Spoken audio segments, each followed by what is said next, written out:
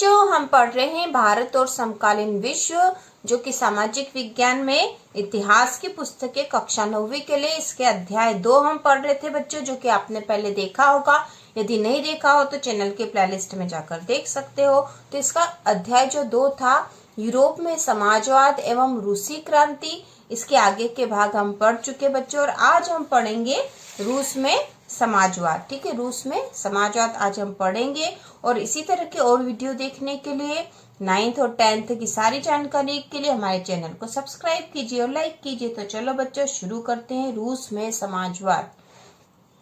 1914 से पहले रूस में सभी राजनीतिक पार्टियां गैर कानूनी थी। मार्क्स के विचारों को मानने वाले समाजवादियों ने 1898 में Russian social democratic workers party, रूसी सामाजिक लोकतांत्रिक श्रमिक पार्टी का गठन किया था। तो यह पहली पार्टी थी जो 1898 में इसको गठित किया गया था। सरकारी आतंक के कारण इस पार्टी को गैर कानूनी संगठन के रूप में काम करना पड़ता था। इस पार्टी का एक अखबार निकलता था। उसने मजदूरों को संगठित किया था और हड़ताल आदि कार्यक्रम आयोजित किए थे।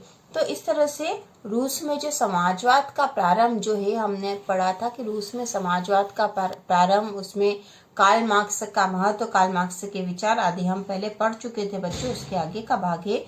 कुछ रूसी समाजवादियों को लगता था कि रूसी किसान जिस तरह समय समय पर जमीन बांटते हैं, उससे पता चलता है कि वो स्वाभाविक रूप से समाजवादी भावना वाले लोग हैं। तो यह भी हमने पढ़ लिया था कि रूसी किसान जो थे वह अपनी जमीन को कम्यून, जिसको मीर भी कहा जाता है, को सौंप देते थे। और फिर वह कम्यून प्रत्येक परिवार की जरूरत के हिसाब से किसानों को जमीन बांटता था। तो यहाँ पर ये बताया गया है कि ये जो उनकी भावना थी वह समाजवादी भावना, समाजवादी स्वभाव ही था उनका। और इससे पता चलता है कि ये जो किसान लोग थे रूस के, वह समाजवादी भावना वाले लोग थे। इसी आधार पर उनका मानना था कि रूस में मजदूर नहीं बल्कि किसान ही क्रांति की मुख्य शक्ति बनेंगे। वे क्रांति का नेतृत्व करेंगे और रूस बाकी देशों के मुकाबले ज्यादा जल्दी समाजवादी देश बन जाएगा। 19वीं सदी के आखिर में रूस के ग्रामीण इलाकों में समाजवादी काफी सक्रिय थे। ठीक है, तो रूस में जो है उस समय समाजवादी काफी सक्रिय हो गए थे। 1900 के लगभग सन 1900 में उन्होंने सोशलिस्ट रेवोल्यूशनरी पार्टी, समाजवादी क्रांतिकारी पार्टी का गठन कर लिया। इस पार्टी ने किसानों के अधिकारों के लिए संघर्ष किया और मांग की कि सामंतों के कब्जे वाली जमीन फौरन किसानों को सौंपी जाए। तो किसानों का संगठन बन गया, किसानों के अधिकारों के लिए वह लड़ने लग गया। किसानों के सवाल पर सामाजिक लोकतंत्रवादी खेमा समाजवादी क्रांतिकारियों से सहमत नहीं था। लेनिन का मानना था कि किसानों में एकजुटता नहीं है, वे बटे हुए हैं। कुछ किसान गरीब थे तो कुछ अमीर, कुछ मजदूरी करते थे तो कुछ पूंजीपति थे जो नौकरों से खेती करवाते थे। इन आपसी विभेदों के चलते वे सभी समाजवादी आंदोलन का हिस्सा नहीं हो सकते थे। संगठित रणनीति के सवाल पर पार्टी में गहरे मतभेद थे। तो ये जो पार्टी गठित हुई थी किसानों की, सोशलिस्ट रेवोल्यूशनरी पार्टी, इसमें भी मतभेद थे क्योंकि किसान का जो एकजुट नहीं हो पा रहे थे। लेनिन का मानना था कि किसान एकजुट नहीं है क्योंकि उनमें भी अलग अलग वर्ग थे, क्योंकि कुछ किसान गरीब थे, कुछ अमीर थे और कुछ मजदूरी करते थे। सांगठनिक रणनीति के सवाल पर पार्टी में गहरे मतभेद थे। व्लादिमीर लेनिन बोल्शेविक खेमे के मुखिया, ठीक है, सोचते थे कि जार मतलब राजा शासित रूस जैसे दमनकारी समाज में पार्टी अत्यंत अनुशासित होना चाहिए। उनका मानना था कि जो पार्टी गठित हुई है बहुत अधिक अनुशासित होनी चाहिए और अपने सदस्यों की संख्या व स्तर पर उसका पूरा नियंत्रण होना चाहिए। दूसरा खेमा जो कि मेंशेविक था, मानता था कि पार्टी में सभी को सदस्यता दी जानी चाहिए। तो इस तरह से अलग अलग विचार उस समय रूस में चल रहे थे। अब अगला जो भाग है, उथल पुथल का समय, 1905 की क्रांति। रूस एक निरंकुश राजशाही था, वहाँ राजा का शासन था। अन्य यूरोपीय शासकों के विपरीत 20वीं सदी की शुरुआत में भी जार राष्ट्रीय संसद के अधीन नहीं था। जार वहाँ के राजा थे। उदारवादियों की ने इस स्थिति को खत्म करने के लिए बड़े पैमाने पर मुहिम चलाई।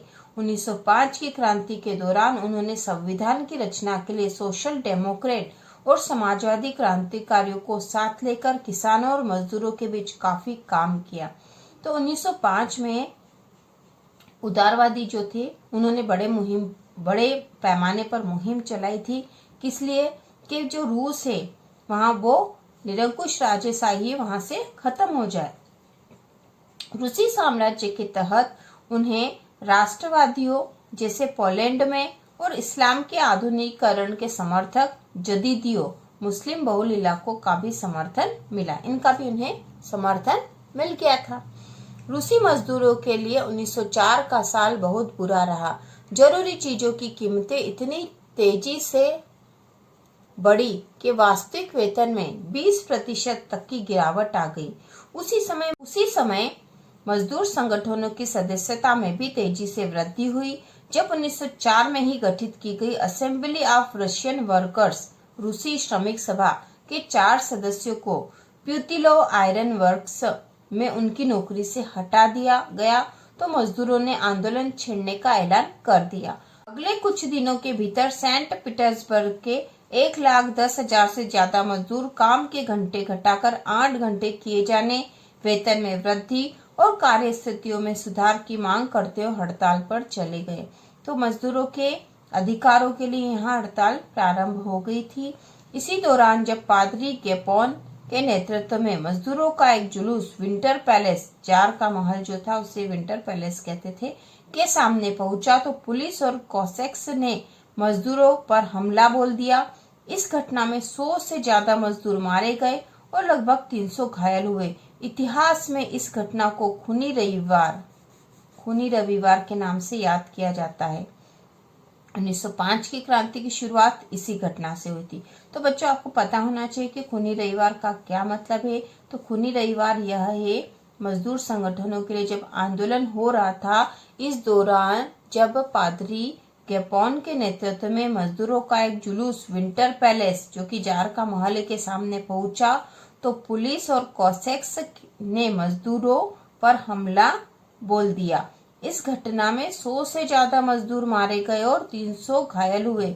इतिहास में इस घटना को खूनी रविवार के नाम से याद किया जाता है। 1905 की क्रांति की शुरुआत इसी घटना से हुई थी।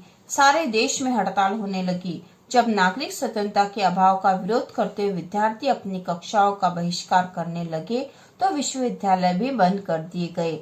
वकीलों, डॉक्टरों, इंजीनियरों और अन्य मध्यम वर्गीय कामगारों ने संविधान सभा के गठन की मांग करते हुए यूनियन ऑफ यूनियंस की स्थापना कर दी। 1905 की क्रांति के दौरान जार ने एक निर्वाचित परामर्शदाता संसद या ड्यूमा के गठन पर अपनी सहमति दे दी। तो 1905 की जो घटनाएं थी उसके बाद जो वहाँ के जार मतलब वहाँ के जो राजा थे उन्होंने परामर्शदाता संसद या जिसे ड्यूमा भी कहा गया के गठन पर अपनी सहमति दे दी। क्रांति के समय कुछ दिन तक फैक्ट्री मजदूरों की बहुत सारी ट्रेड यूनियनें और फैक्ट्री कमेटियां भी अस्तित्व में रही। 1905 के बाद ऐसी ज्यादातर कमेटियां और यूनियनें अनधिकृत रूप से काम करने लगी क्योंकि उन्हें गैर कानूनी घोषित कर दिया गया था।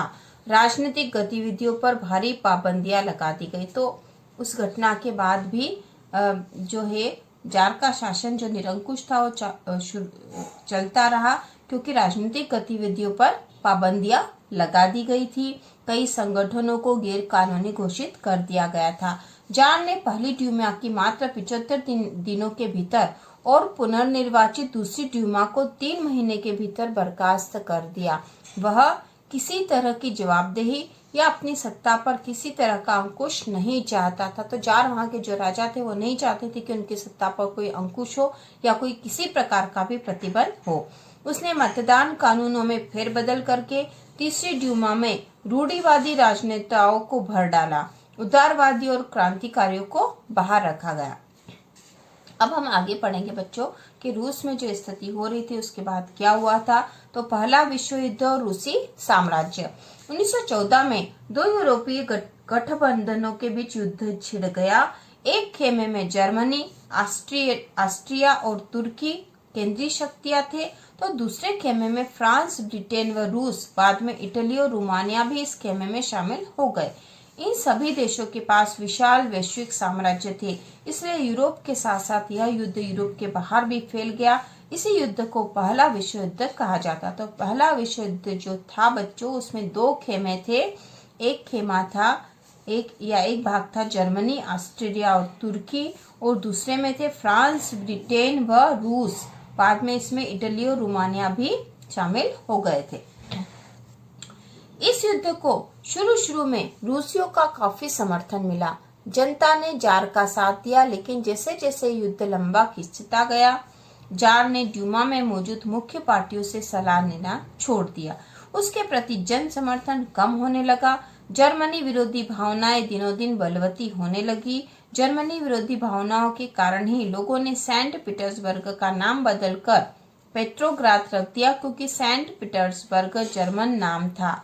जारीना, जार की पत्नी, जारीना कौन थी बच्चों? जार की पत्नी थी। जार जो कि वहाँ के रूस के राजा थे, उनकी पत्नी का नाम था जारीना, या उनकी पत्नी को जारीना कहा जाता था। महारानी है ना, जार और जारीना, ठीक है, जो कि महारानी थी।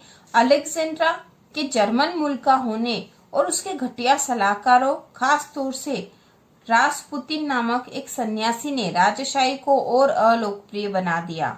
प्रथम विश्व युद्ध के पूर्वी मोर्चे पर चल रही लड़ाई पश्चिमी मोर्चे की लड़ाई से भिन्न थी। तो प्रथम विश्व युद्ध जो चल रहा था 1914 का जो युद्ध था, उसमें पूर्वी मोर्चे पर चल रही लड़ाई पश्चिमी मोर्चे की लड़ाई से भिन्न थी। पश्चिम में सैनिक पूर्वी फ्रांस की सीमा पर बनी खाइयों से लड़ाई लड़ रहे थे, जबकि पूर्वी मोर्चे पर सेना ने काफी बड़ा फासला तय कर इस मोर्चे पर बहुत सारे सैनिक मौत के मुंह में जा चुके थे। किस मोर्चे पर बच्चों? इस मोर्चे पर मतलब पूर्वी सेना पर। पूर्वी जो मोर्चा था, पूर्वी मोर्चे पर सेना ने काफी बड़ा फासला तय कर लिया था और इस मोर्चे पर बहुत सारे सैनिक मौत के मुंह में जा चुके थे। सेना की पराजय ने रूसियों का मनोबल तोड़ दिया। 1914 से 16 के बीच जर्मनी और ऑस्ट्रिया में रूसी सेनाओं को भारी पराजय झेलनी पड़ी। ठीक है, जर्मनी और ऑस्ट्रिया में जो रूसी सेना थी उसे पराजय झेलनी पड़ी थी। 1917 तक 70 लाख लोग मारे जा चुके थे। पीछे हटती रूसी सेनाओं ने रास्ते में पड़ने वाली फसलों और इमारतों को भी नष्ट कर डाला, ताकि दुश्मन की सेना वहां टिक ही न सके। फसलों और इमारतों के विनाश से रूस में 30 लाख से ज्यादा लोग शरणार्थी हो गए। इन हालात ने सरकार और जार दोनों को अलोकप्रिय बना दिया। सिपाही भी युद्ध से तंग आ चुके थे, अब वे लड़ना नहीं चाहते थे। तो जो प्रथम विश्व युद्ध हुआ था, उसका प्रभाव भी रूस और वहां के साम्राज्य पर, वहां की जनता पर पड़ा था। युद्ध से तो यहाँ पर जो चित्र दे रखा था बच्चों, देखो ये रहा। पहले विश्व युद्ध के दौरान रूसी सिपाही, ठीक है, शाही रूसी सेना को रूसी स्टीमलोर कहा जाता था। यह दुनिया की सबसे बड़ी सशस्त्र सेना थी। जब इस सेना ने अपनी निष्ठा बदलकर क्रांतिकारियों को समर्थन देना शुरू कर दिया तो जार की सत्ता भी ढह गई। तो इस सेना ने जब क्रांतिकारियों को समर्थन देना शुरू कर दिया तो रूसी जो सत्ता थी वो ढह गई, मतलब वह हिलने लग गई। रूसी सत्ता फिर टिक नहीं सकी। युद्ध ने उद्योगों पर भी बुरा असर पड़ा। रूस के अपने उद्योग तो वैसे भी बहुत कम थे, अब तो बाहर से मिलने वाली आपूर्ति भी बंद हो गई। रूस में उद्योग कम थे। हमने पहले ही पढ़ा था कि रूस की जो 85% जनसंख्या थी वो खेती पर निर्भर थी।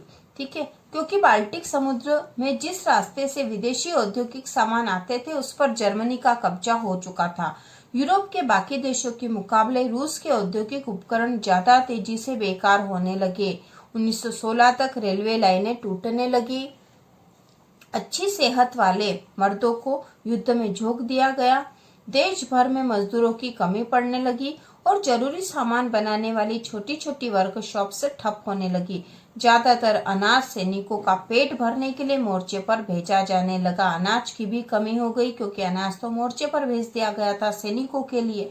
शहरों में रहने वालों के लिए रोटी और आटे की किल्लत पैदा हो गई। 1916 की सर्दियों में रोटी की दुकानों पर अक्सर दंगे होने लगे क्योंकि रोटियों का बहुत अधिक अभाव हो गया था।